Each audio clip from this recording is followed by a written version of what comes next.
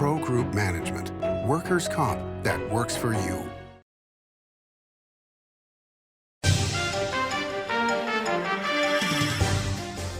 Welcome to Nevada Newsmakers. I'm Paul Enos, CEO of the Nevada Trucking Association, filling in for Sam Shad. Today, we are going to be talking climate change, uncertainty, and risk with Dr. Judith Curry. That's next on an all-new Nevada Newsmakers. The Nevada Builders Alliance has been protecting the interests of the construction industry for over 50 years. Our programs save members thousands of dollars every year and allow them to provide much-needed benefits to their employees. Our industry also allows Nevada to grow. If you're thinking about a career in the construction industry, reach out. And if you haven't thought of a career in construction, what are you waiting for? We are the Nevada Builders Alliance. What do you count on? You count on your power every day. At NV Energy, we've always powered what's important to you, but we're not looking at the past. We're focused on the future. While our standards are high, our rates will remain low. And our commitment to renewables isn't just meeting standards, but leading the way. Because you can count on more than just your power. You can count on the company who brings it to you. That's our promise. You can count on it. Early in the morning or throughout the night, professional truck drivers are on the job, serving you, safely moving freight that's crucial to our economy. From the oldest industries to our newest innovators, from the exotic to the everyday, trucks are everywhere, moving everything. Never afraid to embrace a future that makes Nevada and our nation stronger. Trucking moves America forward. Pro Group Management offers workers' comp services to a growing number of industries. As businesses grow and change with the times, the need for a solid workers' comp program must be flexible and up to date. The evolving nature of regulations can make staying ahead of complex tasks challenging. But Pro Group Management simplifies the work so your industry can move forward and succeed. Pro Group Management, workers' comp that works for you. This is Nevada Newsmakers with host Sam Shad, a no-holds-barred political forum. Now, from the Nevada Newsmakers broadcast headquarters, here is Sam Shad. Welcome back to Nevada Newsmakers. We are here with Dr. Judith Curry, who is a resident of the Silver State and one of the preeminent experts on Twitter, online, and actually in academia as well. She was the chair of the Earth and Atmospheric Science at Georgia Tech, which is, fairly reputable institution. Dr. Curry, welcome. Thank you for coming on today. Okay. Well, thanks for inviting me. Oh, it's great to have you here. So, your book, Climate Risk and Uncertainty, talks about a search for wisdom, in this area. And to me, it seems like there isn't a lot of wisdom out there. Well, what passes for climate science is really very political. I mean, the policy cart has been way out in front of the scientific horse from the very beginning on this issue. And what the public is exposed to in the media is really carefully crafted spin that has become increasingly divorced from, our foundational understanding in science.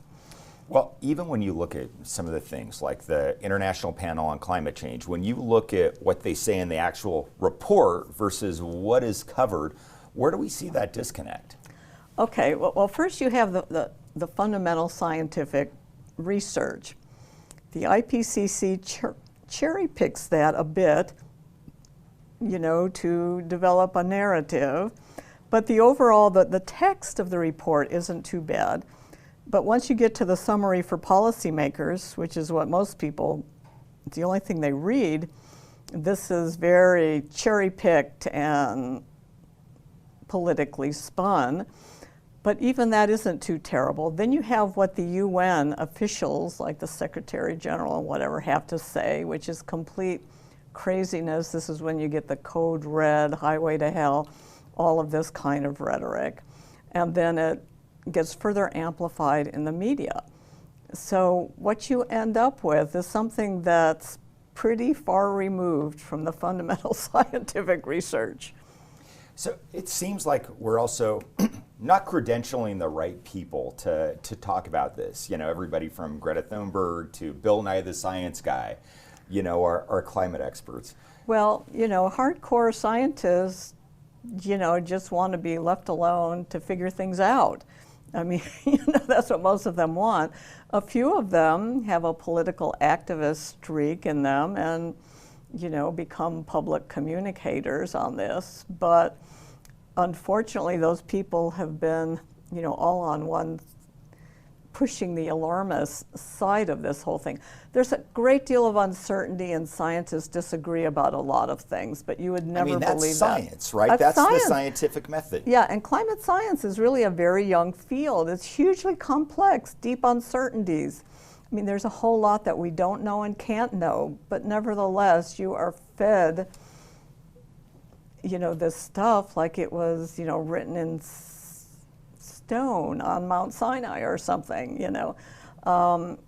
It's way outstripped the scientific basis. So let's talk about, you know, the things that we do know. You know, we do know that, yes, the Earth has been getting hotter over the last, 150 years or so. Mm-hmm.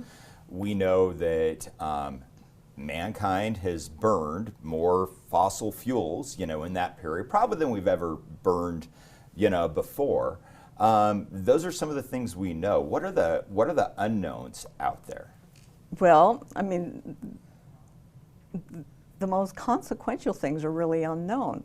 We don't understand to what extent the recent warming has been caused by humans versus natural causes. We don't know how the climate of the 21st century is going to play out, deep uncertainties there. And there's widespread disagreement about whether warming is dangerous or beneficial. It depends on who you ask, you know, which location, you know, which sector. Well, the 10-year-old in me, you know, would say, you know, from observing as a little kid that warmer is better. We can grow more. You know, we tend not to garden. We don't grow carrots and tomatoes in the wintertime. You know, so I would think for humankind, warming is better than cooling. Well, you know, just look at the demographics in the U.S. People are leaving states like New York and Illinois and moving to Texas and Florida and Arizona. People don't like cold winters. Also, I mean, in looking at geologic history, they refer to warm period as optimums, climate optimums, you know, when ecosystems and species thrive. Now we think it's somehow dangerous. The planet is greening since we've had global satellite data since about 1980. I mean, the planet has greened substantially because of more CO2, warmer temperatures, and more rainfall. I mean, I think that's a good thing. So this whole argument that warming is dangerous is the weakest part of the whole argument, in my opinion. Let's talk about some of the, you know, to me, climate change is, hey, something that is inevitable. I mean, that's what climate does. It changes. You can look, you know, throughout the geological history of our planet, and it's been through a tremendous amount of change. So that part's inevitable, but it seems like our reaction to it is where I think we run the risk of not only hurting people, but the environment. Oh yeah, I mean, the cure that's being put forward to this rapid transition away from fossil fuels in favor of wind and solar and electrify everything, so far it looks like the proposed cure is far worse than the alleged disease, you know, of warming. So, I mean, they don't have good solutions. Sure, I mean, why not, you know, work to transition to cleaner fuels and things that minimize land use and things like that over the course of the 21st century. But the urgency with which they're trying to accomplish this, and with really unsuitable technologies like wind and solar, is just a fundamentally bad idea. I mean, the bigger issue, I mean, apart from more expensive and less reliable energy, is land use issues. It's not that people don't like to look at wind turbines and solar panels, but they cover up a lot of land. Farmers don't want them on their property. They actually change the microclimate. They dry out the soil because of the extra winds, and they also increase the nighttime temperatures, which isn't always a good thing for the crops. So, I mean, there's all sorts of unanticipated adverse consequence associated with this rapid transition to wind and solar. All right, we are here with Dr. Judith Curry. We are talking climate science on Nevada Newsmakers. We'll be right back. Like a traditional handmade basket, retail is woven into the fabric of life in Nevada. From big box to mom and pop, retail supports our communities in countless ways. Jobs for the disabled, team uniforms for kids, help for the elderly, and so much more. Retail employs over 1 in 10 workers. Retail supports Nevada, and we support retail. RANNV.org.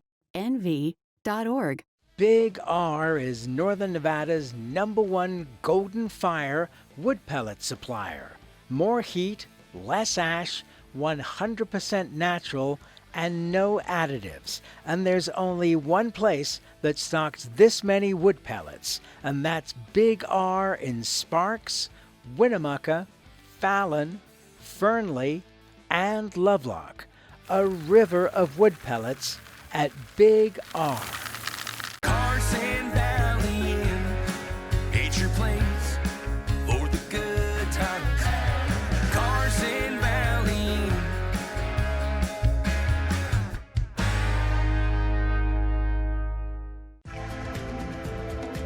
Save money and take transit. Did you know you can ride the bus all day for less than what it would cost you for a gallon of gas? Plan your trip now by going to rtcwashoe.com.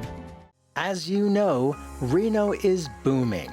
Toll's development company is helping it grow with insightful design and development, building community with every project, adding beauty, adding excitement, emphasizing our shared humanity.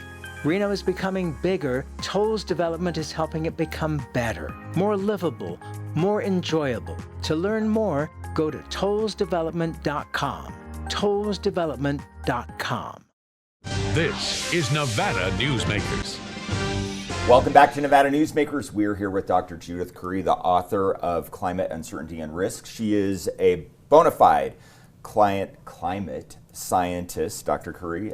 We're talking about our reaction and things like wind and solar and the changing of microclimates. We've seen especially up in the Northeast a number of whales that have died from putting windmills out. What do you think our reaction by moving to these different types of energy sources is doing to, we talk about the microclimates, doing to the environment? Well, I'm all in favor of some alternative energy sources. I'm a big fan of nuclear, especially the next generation nuclear. Geothermal, advanced geothermal technologies are very exciting, and it's a great solution for the western U.S. We have a lot of potential geothermal energy here. But wind and solar, okay, I think there is a future for rooftop solar, but large-scale wind and solar farms, first, they're an ecological disaster. They have a huge land footprint. They require extensive networks of transmission lines. Which is made from materials we mine. Yeah. And the biggest issue is the intermittency and the asynchronicity of the energy that's supplied. I mean, the wind doesn't always blow, the sun doesn't always shine, and in the power system, the transmission, you need to maintain the inertia, and it needs to keep going at all time. If you can't maintain inertia, your system is going to collapse.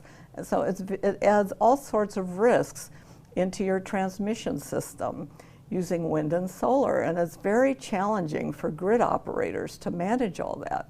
Like in China, they've installed an insane amount of wind and solar power, but they're not generating electricity from it because the grid operators, just say, oh, okay, this situation's too complex. We'll just curtail the wind and solar. We're not using it because it just adds too much complexity into their grid operations. When you talk about complexity, one of the points you make in your book that when we look at climate, a lot of people like to oversimplify it. both the problem and the solutions. And you say they're looking at it like a physics or a chemistry lab experiment as opposed to a system that has the complexity of something that's biological or even economic. Well, it's way more complex than biologic systems and societal and economic systems. I mean, when you think about it, it's the whole planet. So it's exceedingly complex, and our understanding is not in a very advanced stage. Contrary to what you hear from proclamations from the UN, there's a great deal that we don't know, and even more that we can't know. A lot of climate variability and change is simply unpredictable. So, I mean, we're dealing with this system that's very difficult to understand and predict. But you're fed this simple story of this carbon dioxide control knob. That's all you have to do to get rid of bad weather is to stop burning fossil fuels. I don't think so. Well, we live here in Reno, Nevada, and I think this was the first summer in like half a dozen where I could actually breathe in September, where there wasn't, the valley wasn't just covered in smoke from wildfires.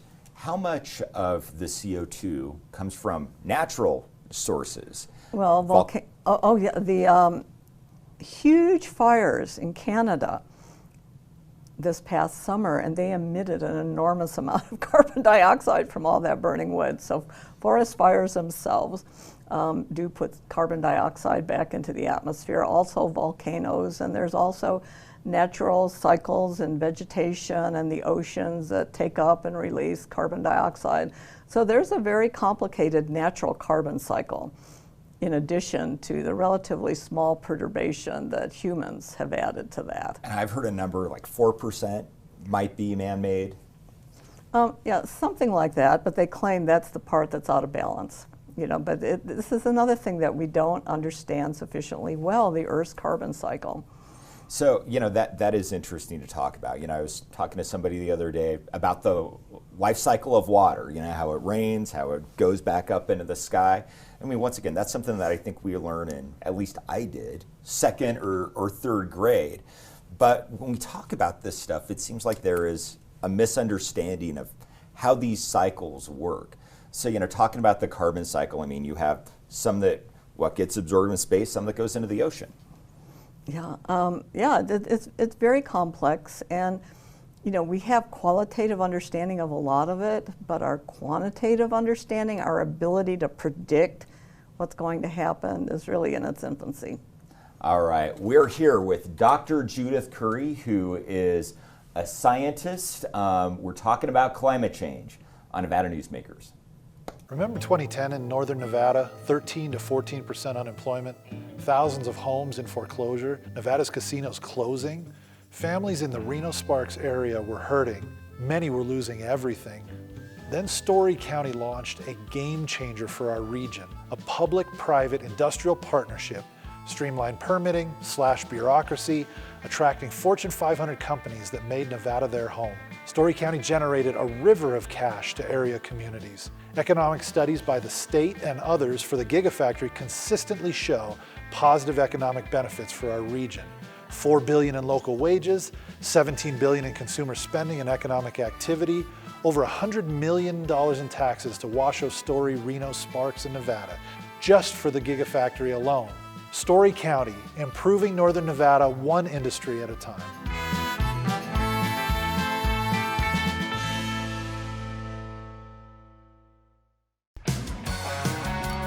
It's a good time to eat.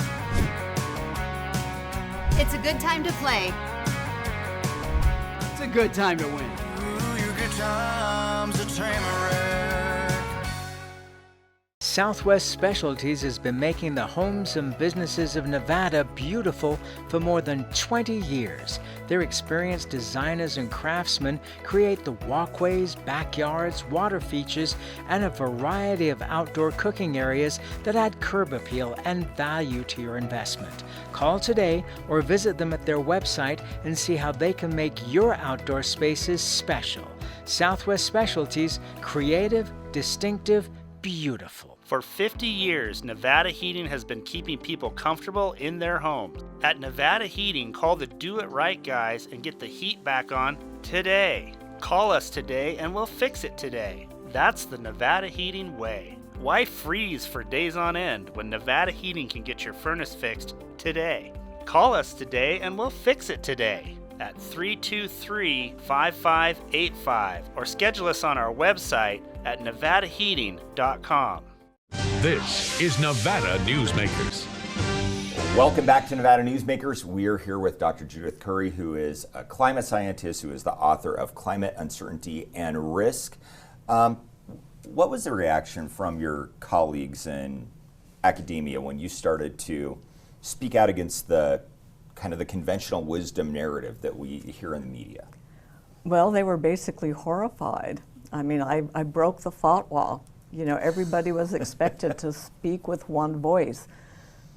They'd worked, you know, the grand poobahs, you know, of climate science had worked for 20 years to develop this inviolable consensus surrounding climate change.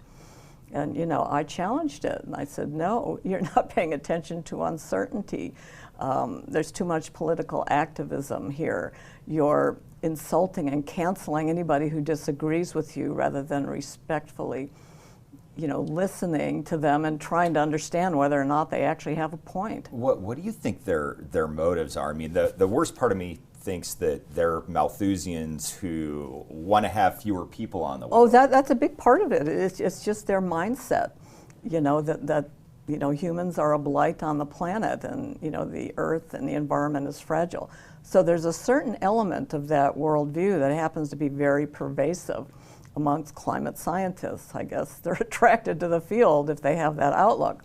But it's really more about careerism, prestige, political power, having a seat at the important tables. I mean, the biggest alarmists, they win $1 million, you know, awards from these big foundations, and they get to be directors of these big centers that are financed by billionaire activists, and on it goes. So there's lots of rewards for people who are sounding the alarm. It's a combination of personal conviction, the Malthusian kind of mindset, along with the desire for prestige, influence, and career advancement. You know, there's this notion that we had perfect weather at one time. You know, the pre-industrial was the perfect weather, and you call it, or it's called the Goldilocks scenario, or the Goldilocks complex. Explain that to our viewers and listeners. Okay, when you hear about the 2-degree limit or the 1.5 degree limit, this is all reference to the pre-industrial period, or more specifically to the late 1800s. And the implication was that that was some sort of Goldilocks climate. Well, the 1970s were probably the worst decade for humans. I mean, the 1870s were probably the worst decade for humans in several hundred years. El Nino, you know, droughts, monsoon failures, the whole works. I mean, you know, millions and millions of people died, and this is when the population of the planet was much smaller. I mean, it was huge, hugely horrible period. And the 1880s weren't a lot better. They had a massive volcanic eruption, Krakatoa, you know, which messed up the agriculture for years. So the 1870s and 1880s were far worse than anything we've experienced in the 21st century.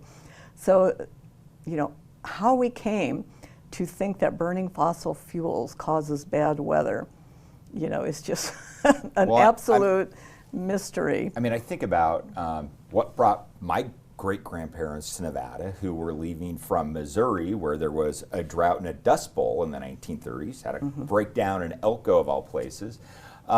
It seems like there is a little bit of a lack of acknowledgement of some of that historical science that we know about. Okay, the worst weather in the U.S. was the 1930s, hands down. This would be when your parents, I guess, landed in Elko.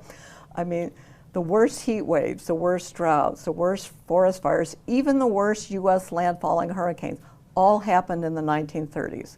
All of that seems to be conveniently forgotten as we blame bad weather on a little bit of CO2-driven warming.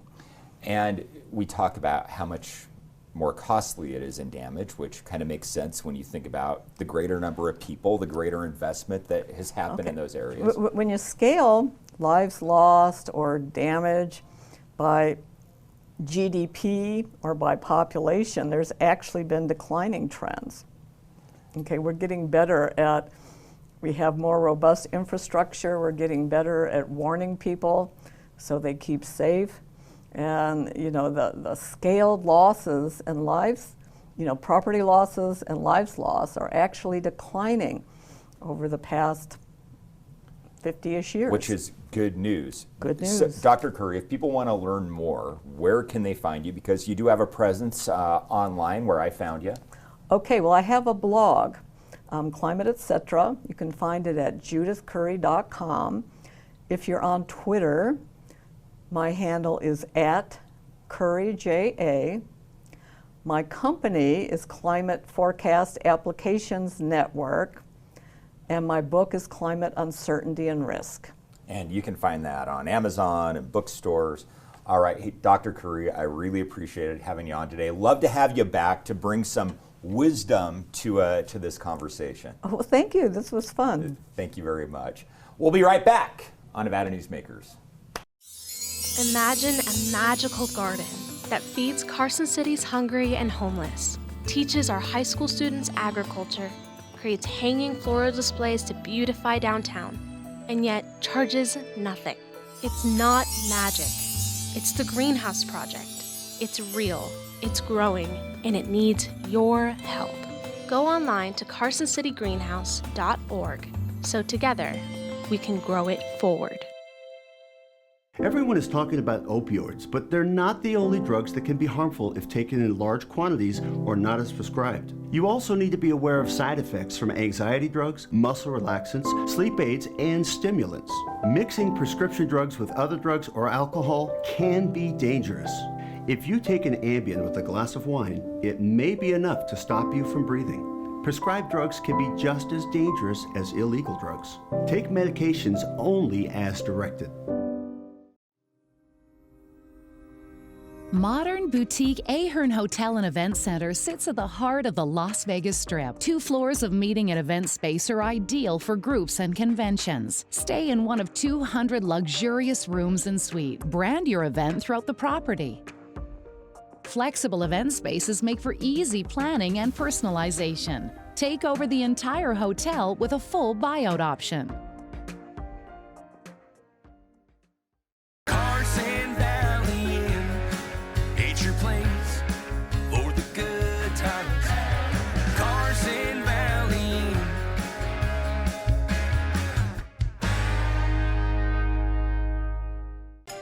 You can find today's show or any of our past shows at NevadaNewsmakers.com. Thanks for watching and listening.